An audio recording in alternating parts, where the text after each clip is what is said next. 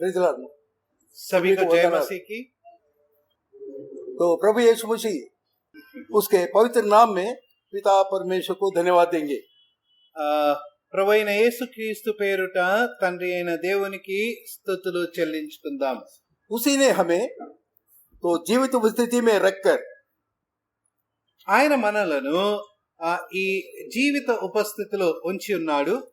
Bible study याकूब की पत्री उसके चुने हुए लोगों के मध्य में बांटने का सौभाग्य दिया है।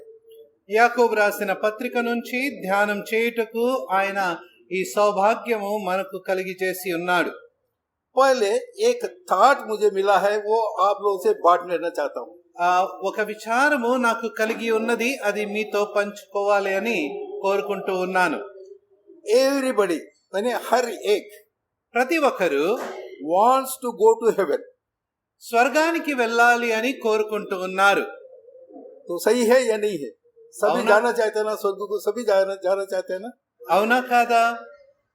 बट nobody కానీ ఎవరు కూడా तो wants to die చనిపోవాలని కోరుకోవడం లేదు। for Christ. క్రీస్తు కోసము చనిపోవటకు ఇష్టపడడం లేదు। है ना? तो कितना आदमी ने तो प्रभु के लिए मरना चाहते हैं। ఎంతమంది ఉన్నారు ప్రభు కోసము చనిపోవాలని కోరుకుంటూ ఉన్నారు। But everybody wants to go to heaven. కానీ ప్రతి ఒక్కరు స్వర్గానికి వెళ్ళాలి అని కోరుకుంటూ ఉన్నారు।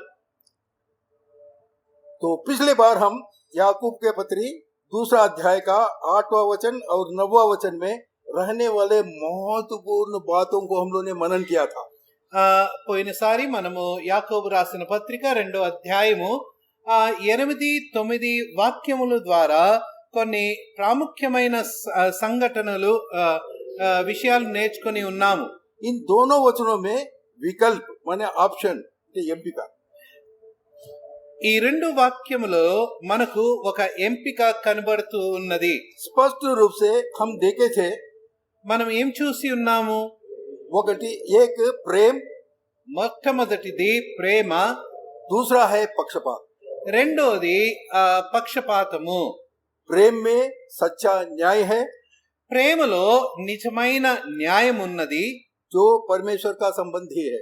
ఇది దేవునికి సంబంధమైనది।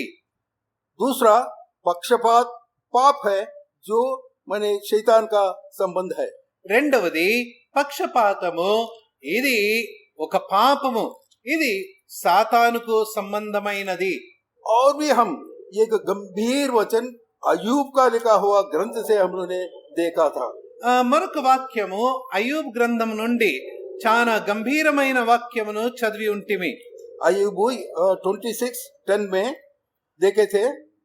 అయ్యూబ్ గ్రంథములో 26వ అధ్యాయము 10వ వచనములో మనము గమనించి ఉంటిమి। परमेश्वर ने जल नदी की सीमा ठहरा रखी है। అయ్యూబ్ గ్రంథము 26వ అధ్యాయము 10వ వచనము, परमेश्वर ने जल निधि की सीमा ठहरा रखी है, ఆయన జలములకు హద్దు నియమించెను। इसलिए वे जल उस सीमा पार नहीं कर पा रहे।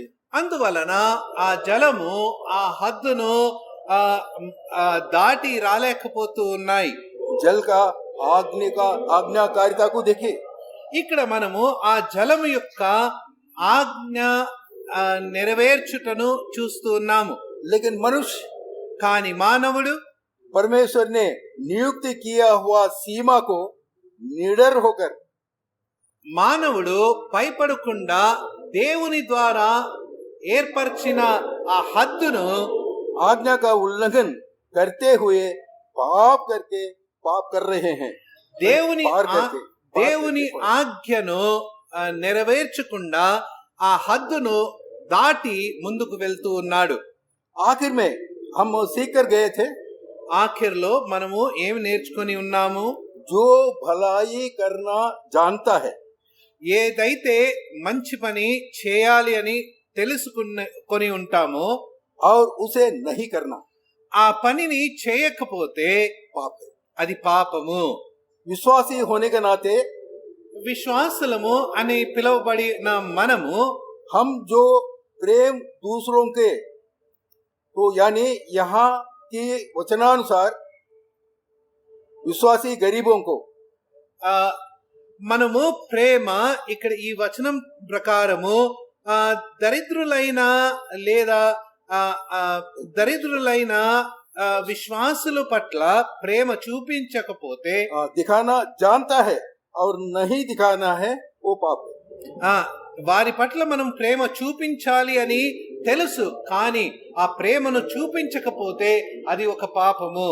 और जिन्हें आदर सम्मान नहीं दिखाना चाहिए మరియు ఎవరికైతే మనము సన్మానము ఇవ్వకూడదో, यानी अविश्वासी धनवानों को అనగా ఆ విశ్వాసంలో లేని వారు ఆ ధనవంతుల వైపు दिखाकर परमेश्वर का आज्ञा का उल्लंघन करते हैं जो पाप है। వారి యొక్క సన్మానం చేసి మనము దేవుని వాక్యమును మనం పాటించడం లేదు, ఇది ఒక పాపము. ये सभी आप लोगों को याद आया होगा। ఇవన్నీ మీరు గుర్తు చేసుకొని ఉన్నారు అని నేను विश्वासी गरीबों को जो दिखाना है वो प्रेम को हम लोग ने नहीं दिखाते हैं, और जो अविश्वासी धनवानों को जो नहीं दिखाना है आदर सम्मान हम लोग को दिखाकर मैंने परमेश्वर का आज्ञा का उल्लंघन करते हैं, पाप करते हैं। విశ్వాసంలో ఉన్న దరిద్రుల పట్ల మనము ప్రేమ చూపించాలి. ఆ ప్రేమ చూపించకుండా అవిశ్వాసులైన ధనవంతుల పట్ల మనము సన్మానం చూపించకూడదు. ఆ సన్మానం చూపిస్తూ మనము పాపం చేస్తూ ఉంటాము. आज हम दूसरा अध्याय का 10 से लेकर 13 वचन तक हम लोग ने पढ़ के देखेंगे। ఈ రోజు మనము యాకోబు రాసిన పత్రిక 2వ అధ్యాయము 10వ వచనం నుంచి 13వ వచనం వరకు ధ్యానించుదాం. मैं आपके लिए पढ़ लेता हूँ, आप अपना बाइबल खोल के देख लीजिए। क्योंकि जो कोई सारी व्यवस्था का पालन करता है परंतु एक ही बात में चूक जाए तो वह सब बातों में दोषी ठहर चुका है। तो इसलिए कि जिसने यह कहा तू व्यभिचार ना करना, तो उसी ने यह भी कहा तू हत्या ना करना। तो इसलिए यदि तूने व्यभिचार तो नहीं किया पर हत्या की तो भी तू माने व्यवस्था का माने उल्लंघन करने वाला ठहरा। तुम उन लोगों के समान तो वचन शैली और काम भी करो तो जिनका न्याय स्वतंत्रता की व्यवस्था के अनुसार होगा। ये याद रख लीजिए, मैंने इसमें इधर में लिखा है स्वतंत्रता की माने व्यवस्था के अनुसार होगा। वो क्या है बाद में देखेंगे। क्योंकि जिसने दया नहीं की तो उसका न्याय बिना दया के होगा। दया न्याय पर जयवंत होती है। యాకోబు రాసిన పత్రిక 2వ అధ్యాయము 10వ వచనం నుంచి 13వ వచనం వరకు ఈ విధంగా రాయబడి ఉన్నది. ఎవడైనను ధర్మశాస్త్రమంతయు గైకొనియు ఒక ఆజ్ఞ విషయములో తప్పిపోయిన ఎడల ఆజ్ఞలనన్నిటి విషయములో అపరాధియగును. వ్యభిచరింపవద్దని చెప్పినవాడు నరహత్య చేయవద్దనియు చెప్పెను గనుక నీవు వ్యభిచరింపకపోయినను నరహత్య చేసిన ఎడల ధర్మశాస్త్రము విషయములో అపరాధి వైతివి. స్వాతంత్ర్యము ఇచ్చు నియమము చొప్పున తీర్పు పొందు బోవు వారికి తగినట్టుగా మాట్లాడుడి. అలాగు నేను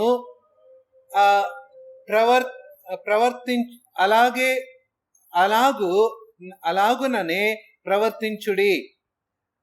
కనికరము చూపిన వాడు కనికరము లేని తీర్పు పొందును. కనికరము తీర్పును మంచి అతిశయ తీర్పును మించి అతిశయపడును. इन वचनों का द्वारा पवित्र आत्मा परमेश्वर ने हमें क्या सिखाना चाहता है वो ध्यान पूर्वक हम लोग ने सुन लेंगे। పరిశుద్ధాత్మ దేవుడు ఈ వాక్యముల ద్వారా మనకు ఏమి నేర్పాలి అని అనుకుంటున్నాడో అవి జాగ్రత్తగా వినుదాము. 10वां वचन में लिखा था 10వ వచనంలో ఈ విధంగా చదువుతున్నాము. क्योंकि जो कोई सारी व्यवस्था का पालन करता है परंतु एक ही बात में चूक जाता तो वो सब बातों में दोषी ठहर चुका है ऑलरेडी। ఎవడైనను ధర్మశాస్త్రమంతయు గైకొనియు ఒక ఆజ్ఞ విషయములో తప్పిపోయిన ఎడల ఆజ్ఞలన్నిటి విషయములో అపరాధి అగును. यानी उधर चूक चूक हो गई है, इधर मैंने दोषी ठहर चुका है। No అనగా delay। అనగా ఒక ఆజ్ఞను తప్పిపోయిన ఎడల ఆయన అపరాధి అయినాడు. यानी व्यवस्था के एक हिस्सा मैंने एक विषय को उल्लंघन करना माना तोड़ना सभी विषयों में दोषी होना है। అనగా ధర్మశాస్త్రములో ఒక ఆజ్ఞ విషయంలో తప్పిపోయిన ఎడల అన్ని విషయాలలో అపరాధి అవుతారు. व्यवस्था 10 कड़ियों के जंजीर जैसे है। ధర్మశాస్త్రము 10 లింకుల గొలుసు లాంటిది। 10 లింకుల గొలుసు లాంటిది. एक कड़ी को तोड़ने से जंजीर पूरा टूट जाती है। ఒక లింకును మనము తెంపినప్పుడు ఆ మొత్తం గొలుసు తెగిపోతుంది. महत्वपूर्ण बात यह है कि ముఖ్యమైన విషయం ఏమిటంటే व्यवस्था के आज्ञाओं से, ये तो बहुत ही इंपॉर्टेंट है, ध्यान पूर्वक आप सुन लीजिए। तो महत्वपूर्ण बात यह है कि आज्ञाओं से हम हमारे पसंद वाली आज्ञाओं को पालन करके ఈ విషయం మీరు జాగ్రత్తగా వినాలి.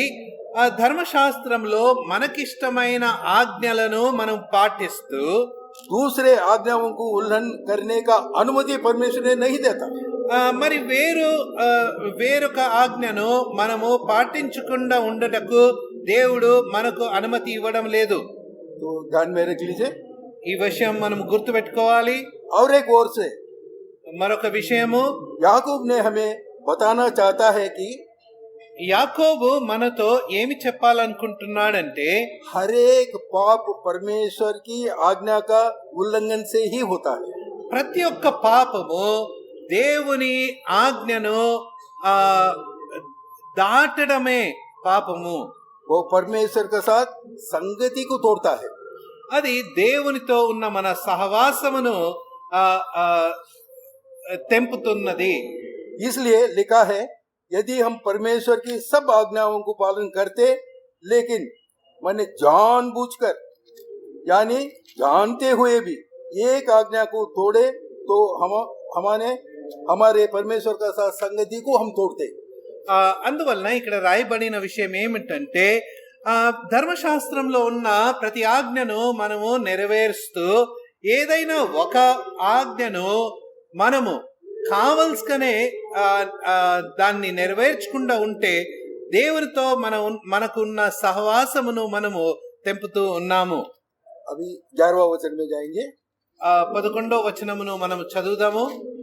इसलिए कि जिसने यह कहा तू व्यभिचार ना करना, उसी ने यह भी कहा तू हत्या ना करना। इसलिए यदि तूने व्यभिचार तो नहीं किया पर हत्या की तो भी तू व्यवस्था का उल्लंघन करने वाला ठहरा है। వ్యభిచరింపవద్దని చెప్పినవాడు నరహత్య చేయవద్దని చెప్పెను గనుక నీవు వ్యభిచరింపకపోయినను నరహత్యము చేసిన ఎడల ధర్మశాస్త్ర విషయములో అపరాధి అవుతివి. तो इसलिए हम जो विश्वासी है కాబట్టి మనం విశ్వాసులనబడు మనము किसी में भी बिना छूके यानी पवित्र शास्त्र में पढ़ने में ఏదైనా విషయంలో తప్పిపోకుండా అనగా ధర్మశాస్త్రంను చదువుతుండగా प्रार्थना करने में, ప్రార్థన చేయుటలో, प्रचार करने में, వాక్య పరిచర్య చేయుటలో, सहन करने में, సహించుటలో, प्रेम में, ప్రేమ చూపించుటలో, पवित्रता में, పరిశుద్ధతలో, देने में, ఇచ్చుటలో ना चूके, మనము తప్పిపోకూడదు. ताकि याकूब ने चेतावनी दे रहा है कि हम पाप रहित रह सके। అనగా యాకోబు ఇచ్చే హెచ్చరిక ఏమిటంటే మనము అపరాధి అవ్వకూడదు. तो व्यभिचार और हत्या, వ్యభిచారము మరియు నరహత్య ये दोनों आज्ञाएं व्यवस्था के 10 आज्ञाओं से बने दो है। ఆ దేవుని వాక్యంలో ఇవ్వబడిన 10 ఆజ్ఞలలో ఇవి 2 ఆజ్ఞలు. निर्गमन 20 अध्याय का 13 और 14 में उसमें लिखा हुआ है। నిర్గమకాండము 20వ అధ్యాయము 13, 14 వచనాలలో మనము చదవవచ్చు. जो परमेश्वर ने मूसा को अपनी उंगली से लिखा हुई साक्षी देने वाला पत्थर की दोनों तकिया दी है। దేవుడు ఈ ఆజ్ఞలు మోషేకు తన చేతితో రాసి ఇచ్చి ఉన్నాడు. अभी निर्गमन 31 अध्याय का 18वां वचन में लिखा है। అది నిర్గమకాండము 21వ అధ్యాయము 18వ వచనంలో రాయబడి ఉన్నది. एक दूसरे से अपने समान प्रेम रखो। ఒకరిని ఒకరు తనలాగే ప్రేమించాలి. लेवी व्यवस्था में 19वां अध्याय में 18 वचन में लिखा हुआ। లేవి కాండము 19వ అధ్యాయము 18వ వచనంలో రాయబడి ఉన్నది. उस व्यवस्था हमारे लिए प्रेरणा है। ఆ ఆజ్ఞ మన కోసము ఒక ప్రేరణగా కలిగి ఉన్నది. इसलिए व्यभिचार करना, हत्या करना निश्चित रूप से आज्ञा का उल्लंघन है। అందువలన వ్యభిచారం చేయుట, నరహత్య చేయుట ఇది పాపము. अभी हम लोग ने कहाँ रहता है, किस परिस्थिति में रहता है, वो हम लोग देखने जा रहे हैं। మనము ఎక్కడ ఉన్నామో, ఏ పరిస్థితులలో ఉన్నామో అది చూడబోతున్నాము. अब हम रहते हैं अनुग्रह काल के समय में। మనము ఇప్పుడు కృపా సమయ కాలంలో ఉన్నాము. फिर भी यहाँ विश्वासियों पर तो याकूब ने व्यवस्था का आज्ञाओं पर क्यों इतना जोर दे रहा है, वो समझना जरूरी है। కృపా కాలంలో ఉన్నప్పటికీ యాకోబు మన మీద ఈ ధర్మశాస్త్ర విషయంలో ఎందుకు ఇంత ప్రత్యేకంగా రాస్తున్నాడు? सबसे पहले हम जानना जरूरी है, మొట్టమొదటి విషయము మనం తెలుసుకోవాల్సిన ఏమిటంటే हम मसीही लोग व्यवस्था का अधीन में नहीं है। క్రైస్తవుల అనబడు మనము ఆ ధర్మశాస్త్ర అధీనంలో లేము. विश्वासी का आदर्श मसीह है। మన కోసము మాదిరి ప్రభు అయిన యేసుక్రీస్తు. व्यवस्था का पालन तो जहाँ रहती है, ఎక్కడైతే ధర్మశాస్త్ర యొక్క పాలన ఉంటుందో वहाँ गलत काम के लिए दंड भी रहता है। అక్కడ అపరాధము కోసము శిక్ష కూడా ఉన్నది. व्यवस्था को तोड़ने का दंड मृत्यु है। వ్యవస్థను ధర్మశాస్త్రమును నెరవేర్చకపోవడం దానికి శిక్ష మరణము. व्यवस्था का उस दंड मृत्यु से, ధర్మశాస్త్రం యొక్క శిక్ష ఆ మరణం నుంచి सारी मानव जाति को बचाने के लिए ही मसीह ने देहधारी होकर आया था। సంపూర్ణ మానవ జాతిని రక్షించుటకు క్రీస్తు ఈ లోకంలో వచ్చి ఉన్నాడు. तो उसने 33.5 साल पृथ्वी पर रहकर जवानी का दिनों में, 33.5 साल जवानी के दिनों में रहते हैं, तो 33.5 साल तो जवानी के दिनों में ही क्रूस पर मैंने लहू बहाकर प्रायश्चित बलि हुआ। ఆయన యవన కాలంలో అనగా 33.5 సంవత్సరం వద్ద అప్పుడు ఆయన ఆ సిలువ మానపై మన కోసం మరణించి ఉన్నాడు.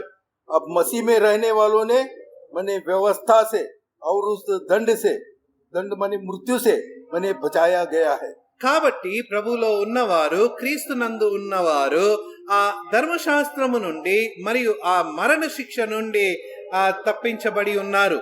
रोमियो का लिखा हुआ पत्री 6वां अध्याय का 14 वचन में लिखा है। రోమియోలకు రాసిన పత్రిక 6వ అధ్యాయము 14వ వచనంలో రాయబడి ఉన్నది.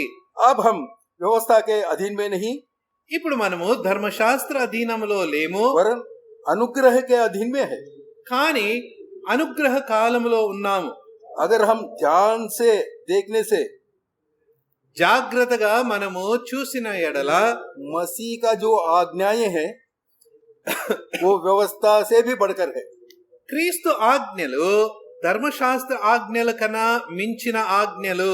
हम जानते हैं మనకు తెలుసు मूर्ति पूजा, మూర్తి పూజ, व्यभिचार, వ్యభిచారము, हत्या, హత్య, चोरी దొంగతనము स्वाभाविक रूप से गलत है। ఇది తప్పు स्वाभाविकंगा స్వాభావికంగా తప్పు పనులు. वे विश्वासियों के लिए कितना गलत है उतना ही अविश्वासियों के लिए भी गलत है। విశ్వాసుల కోసము ఇది ఎంత తప్పు పనులో అలాగే అవిశ్వాసుల కోసం కూడా ఇవి తప్పు పనులు. व्यवस्था के 10 आज्ञाओं में 9 आज्ञाएं प्रेरितों के पत्रिकाओं में दोहराया गया है।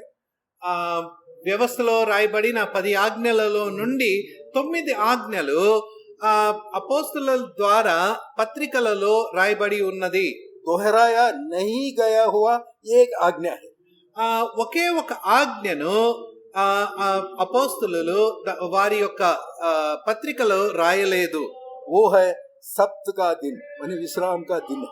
అది సప్త దినం అంటే విశ్రాంతి దినం విషయములో प्रेरितों के पत्रिकाओं में दोहराया गया 9 आज्ञाएं అపోస్తుల కార్యములో రాయబడిన 9 ఆజ్ఞలు व्यवस्था जैसा नहीं उल्लेख किया गया है। అవి ధర్మశాస్త్రము కాకుండా అలాగా రాయబడి ఉన్నది. धर्मशास्त्र जितना जोर देकर तो ये करेगा वो होगा, ये नहीं करेगा तो ये करना है, ऐसा करके जो भी जबरदस्त लिखता है, ऐसा जो भी पत्रिकाएं जो 9 आज्ञाओं में जो लिया है वो सब वो आज्ञाओं जैसा नहीं उल्लेख किया गया है। ధర్మశాస్త్రంలో ఏ రీతిగా అయితే రాయబడి ఉన్నదో ఇది చేస్తే ఇది జరుగుతుంది, ఇది చేయకపోతే ఇది జరగదు, అలాగా ఖచ్చితంగా అపోస్తుల కార్యంలో రాయలేదు. परमेश्वर का लोगों को नैतिकता के संदर्भ का रूप में दिया गया है वो 9 आज्ञाएं। 9 ఆజ్ఞలు దైవ జనుల కోసము అది ఒక నీతిపరంగా రాయబడిన ఆజ్ఞలు. और स्पष्ट करना हो तो మరి స్పష్టంగా చెప్పాలి అంటే नया नियम मसीही लोगों से క్రొత్త నిబంధనము క్రైస్తవులతో चोरी करने से आपका मृत्युदंड है वो नहीं बताया। క్రొత్త నిబంధనలో దొంగతనం చేస్తే మీకు క్రొత్త నిబంధనలో విశ్వాసులకు ఈ విధంగా రాయబడలేదు, హత్య చేస్తే నీవు చంపబడతావు అని. यदि आप कोई अनैतिक कार्य करते हैं तो आप अपने उद्धार को खो जाओगे। మీరు ఏదైనా పాపము అపరాధము చేసిన ఎడల మీ రక్షణను మీరు కోల్పోతారు అని కూడా రాయలేదు. वचन के द्वारा परमेश्वर बता रहा है, వాక్యము ద్వారా దేవుడు సెలవిస్తున్నాడు, मैं अपनी अनुग्रह से तुम्हें उद्धार दिया है। నేను మీకు నా కృప ద్వారా రక్షణ ఇచ్చి ఉన్నాను. अब मैं चाहता हूं तुम मेरे प्रति प्रेम से पवित्र जीवन जीवो। ఆయన చెప్పే మాట ఏంటంటే ఇప్పుడు మీరు నా కృపను చూసి నా పట్ల ప్రేమ పూర్వకంగా జీవమును జీవించండి. हत्या और व्यभिचार पर की गई याकूब की टिप्पणियां 2 अध्याय का शीर्षक के अनुसार अगर आप शीर्षक को उसको देखेंगे,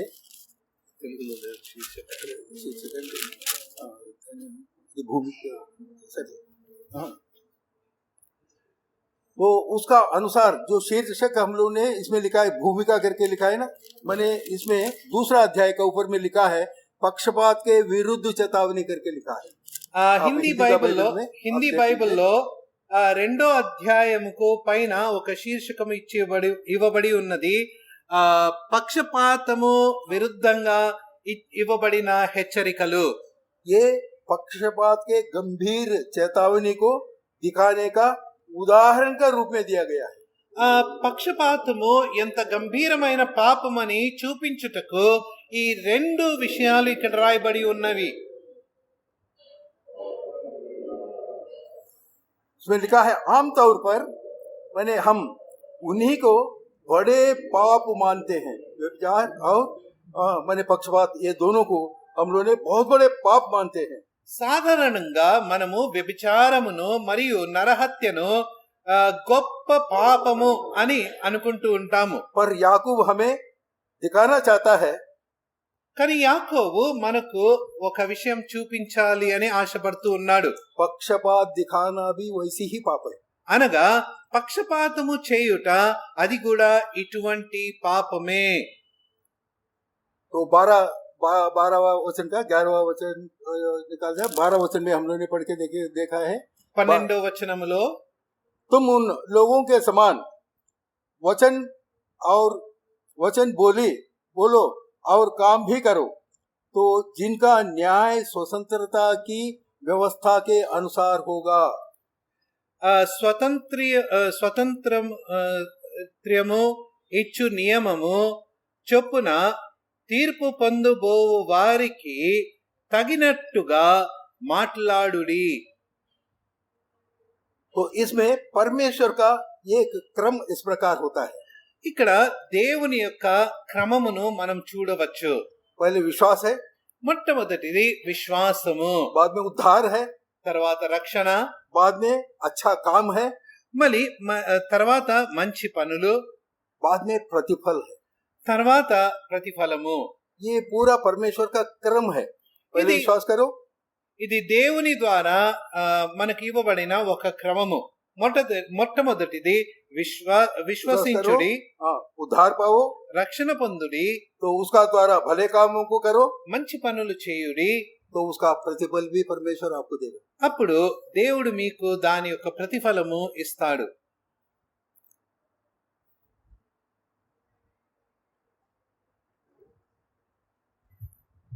इसका है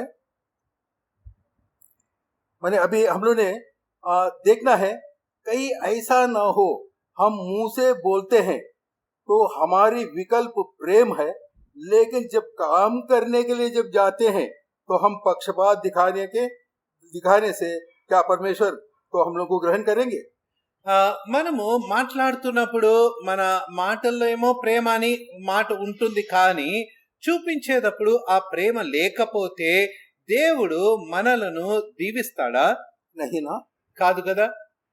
तो परमेश्वर हमारे बातों का और बातों को, कामों को, व्यवहारों को, దేవుడు మన మాటలను, మన కార్యములను, మన మన నడవడికను न्याय करने वाला है. వాటి విషయంలో తీర్పు తీర్చేవాడు. इसलिए हम इस प्रकार के जीवन जीने का आवश्यकता है जिससे परमेश्वर तो हमसे प्रसन्न हो. కాబట్టి మనము ఆయనను సంతోషపరచుట జీవితమును జీవించాలి. तो पवित्र आत्मा हमारी सहायता करे. పరిశుద్ధాత్మ మనకు సహాయం చేయునుగాక. अब हम मसीह के अनुग्रह में रहते हैं. ఇప్పుడు మనము క్రీస్తు కృపలో ఉన్నాము. हम मसीह के द्वारा मिली हुई स्वतंत्रता की व्यवस्था हमें क्या सिखाती है? ఇప్పుడు క్రీస్తు ద్వారా మనకు దొరికిన స్వాతంత్ర్యము ఇచ్చుట నియమము ఏమి నేర్పిస్తూ ఉన్నది? तो इधर में हम लोग देखा था स्वतंत्रता की व्यवस्था करके, जब हम लोग ने देखा था वो व्यवस्था है प्रभु यीशु मसीह ने दिया हुआ स्वतंत्रता का वो व्यवस्था है. స్వతంత్రము ఇచ్చు నియమము అనగా ప్రభు యేసుక్రీస్తు మనకు ఇచ్చిన నియమము. तो भले कामों को करने के लिए सिखाती है. ఈ నియమము మనలను మంచి పనులు చేయుటకు నేర్పిస్తూ ఉన్నది. इफिसियों का लिखा हुआ पत्री 2 अध्याय का 10वां वचन में लिखा अनुसार, ఎఫెసీయులకు రాసిన పత్రిక 2వ అధ్యాయము 10వ వచనంలో రాయబడిన ప్రకారము हम परमेश्वर के बुलाए हुए हैं.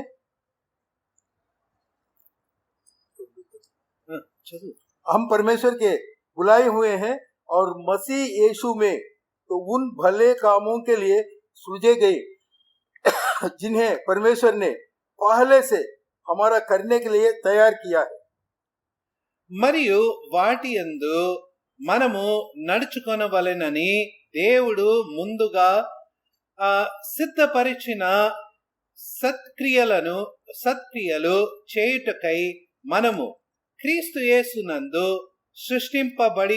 బడిన వారమై ఆయన చేసిన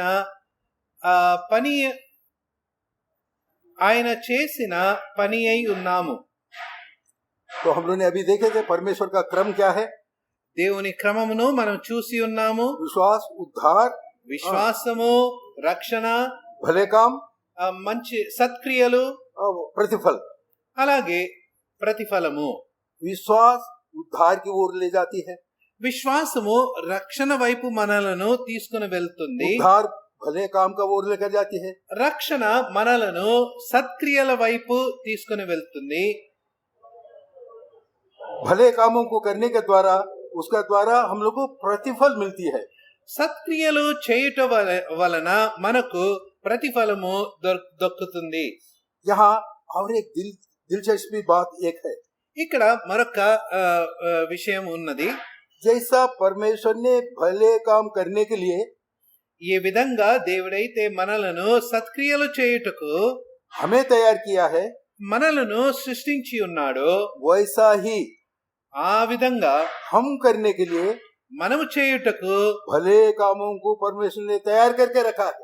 దేవుడు సత్క్రియలను ఏర్పాటు చేసి ఉన్నాడు. एक तरफ मैंने भला काम करने के लिए हमको तैयार किया है और हमारे लिए मैंने अच्छा काम करने के लिए, भलाई का काम करने के लिए परमेश्वर तैयार करके रखा. ఒకవైపు దేవుడు మనలను సత్క్రియలు చేయుటకు సృష్టించి ఉన్నాడు, మరొక వైపు మన కోసము ఆయన సత్క్రియలను సిద్ధపరిచి ఉన్నాడు. जब हम ऐसा करेंगे ఈ విధంగా మనము చేయటం వలన तो वह हमें प्रतिफल देगा. ఆయన మనకు ప్రతిఫలము ఇస్తాడు. ऐसी ही उसकी कृपा, ऐसा है उसका कृपा. ఇటువంటిదే ఆయన కృప. 13वां वचन में जाएंगे 13వ వచనము. क्योंकि इधर ही हम लोग ने समय हुआ है, हम लोग ने इधर ही बंद करेंगे. बहुत ही सुंदर सा वचने हैं. मैंने 13 वचन में भी, मैंने 12वां वचन तक का हमारा कंप्लीट हुआ है. 13 वचन में भी बहुत सुंदर सी बातें हैं, गंभीर बातें हैं, महत्वपूर्ण बातें हैं. आने वाला समय में अगर परमेश्वर का इच्छा प्रभु नहीं आने से तो हम लोग ने उसको भी हम लोग ने पूरा సమయం అయి ఉన్నది. చాలా మంచి మాటలు ఇక్కడ రాయబడి ఉన్నాయి. 12వ వచనం వరకు మనం చదివి ఉన్నాము. 13వ వచనంలో కూడా చాలా మంచి విషయాలు ఉన్నాయి. అవి మనము